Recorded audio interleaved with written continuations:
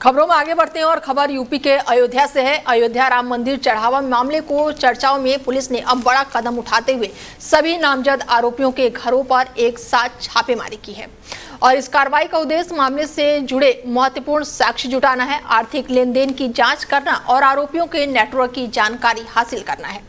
Police टीमों ने अलग अलग जगहों पर छापेमारी तलाशी अभियान चला है और आरोपियों के परिजनों से पूछताछ की है। जांच एजेंसियां ये पता लगाने में जुटी हुई है कि चढ़ावे की राशि का इस्तेमाल कहां और किस प्रकार किया गया है। छापेमारी के दौरान कई दस्तावेज, इलेक्ट्रॉनिक उपकरण और अन्य महत्वपूर्ण सामग्री की जांच की गई है। पुलिस का कहना है कि मामले में जुड़े सभी पहलुओं की निष्पक्ष जांच की जा रही है और किसी भी दोषी को छोड़ा नहीं जाएगा। सूत्रों के अनुसार जांच में मिले तथ्यों के आधार पर आगे और लोगों से पूछताछ की जा सकती है। यदि नए साक्ष्य सामने आते हैं तो अतिरिक्त कानूनी कार्रवाई की भी जाएगी। फिलहाल पुलिस और पूरे मामले की कड़ियों को जोड़ने में जुटी हुई है।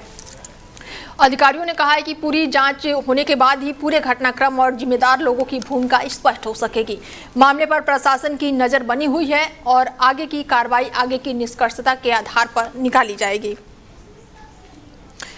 और ऐसे में खबर यूपी के अयोध्या से है, जहां पर पुलिस लगातार छापेमारी कर रही है।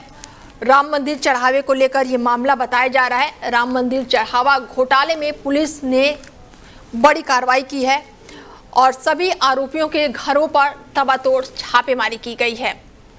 और हमारे साथ खबर पर जुड़ चुके हैं मैनेजिंग एडिटर हैं रमेश ठाकुर जी हैं, उनसे बातचीत करते हैं कि राम मंदिर दान मामले में लगातार पुलिस की कार्रवाई भी देखी जा रही है। सबसे पहले तो सवाल मेरा सर आपसे यही होगा कि राम मंदिर चढ़ावे घोटाले में किस तरीके से आप देख रहे हैं?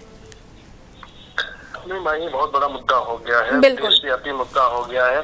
लाखों करोड़ों जो श्रद्धालु हैं उनकी आस्था पे ठेस पहुंचा है। अभी तक तो ये हो रहा था कि ये बात सही है या गलत है, लेकिन एसआईटी की रिपोर्ट जब आई है सामने तो उसके बाद तो ये सिद्ध हो गया है कि मामला बिल्कुल सही है।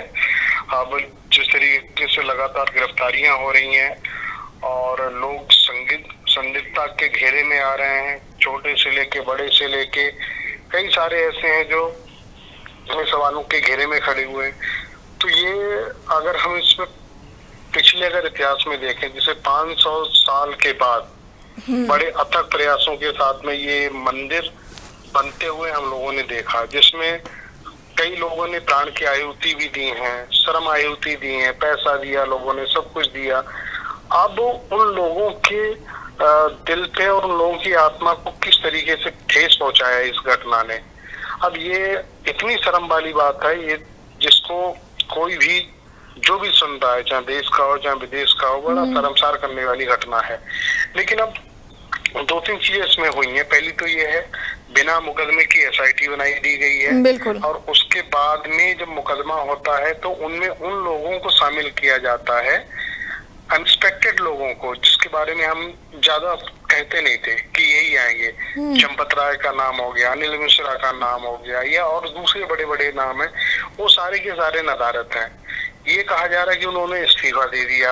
अब पुष्ट खबर बिल्कुल नहीं आई कि या उन लोगों ने इस्तीफा दिया है या नहीं दिया, या फिर इस्तीफा देने भर से ये पूरा का मामला खत्म होता है? बिल्कुल नहीं होता है। बिल्कुल। तो सर ऐसे में क्या लग रहा है कि लगातार कार्रवाई तो हो रही है, तो क्या सिर्फ छोटे अधिकारी ही जाएंगे या फिर बड़े अधिकारियों पर भी गाज गिरेगी? नहीं, इसमें देखो, जानना तो सब कुछ ही है, बड़े अधिकारियों को जाना चाहिए।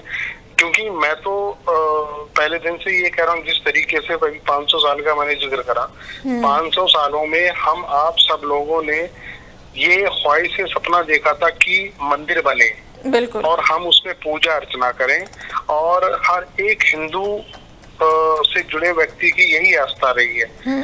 अब इस मौके पे मुझे लगता है किसी को चुप नहीं बैठना चाहिए, बिल्कुल, सबको आके बाहर आवाज उठानी चाहिए। और ये आवाज उठानी चाहिए कि मंदिर के परिसर में जो इस तरीके से चंदा लुटेरे बैठे हुए हैं उनको पकड़ पकड़ के बाहर किया जाए, उनकी जगह पे ईमानदार लोगों को शामिल किया जाए। क्योंकि जब हमने देखा है, चाहे दूसरे धर्मों की अगर बात करें, मक्का मदीना की बात कर लें, बड़ी बड़ी मस्जिदों की बात कर लें, जामा मस्जिद की बात करें, कभी इस तरह की बातें हमने सुनी नहीं है। हाँ, ये जरूर सुना था कि भाई हम कभी मंदिर में जाते थे तो जब बाहर आते तो जूता चप्पल चोरी हो जाती थी। बिल्कुल, यहाँ तक सीमित था। अब ये नहीं पता था कि प्राण प्रतिष्ठा होने के 3 साल के बाद में जो करोड़ों अरबों की अशर्फियां, बहुत आभूषण, महंगे आभूषण, ये सब जितना भी दान दिया गया है, पता चला वो सब चोरी हो गया। और वो चोरी सबसे हास्यास्पद ये है कि अनीता, जितनी भी चोरियां हुई हैं वो पैसे रिकवर हो रहे हैं लगातार। बिल्कुल। ठीक है सर, एक सवाल मेरा आपसे और होगा, समय थोड़ा सा कम है, 2027 में चुनाव है, तो विपक्ष के लिए कितना बड़ा ये मुद्दा होगा? मुझे लगता है विपक्ष को बैठे बिठाए ऐसा मुद्दा लग गया है और उनको कहने की जरूरत नहीं है, वो बिल्कुल कुछ ना कहें, क्योंकि उसके बावजूद ही जनता इतनी दुखी, इतनी शर्मसार, इतनी परेशान हो गई है। मुझे लगता है अगर 27 के चुनाव में भारतीय जनता पार्टी हारती है, अगर सरकार चली जाती है, तो उसमें यही मुद्दा उसका कारण बनेगा। जी ठीक है सर, जुड़ने के लिए बहुत शुक्रिया आपका।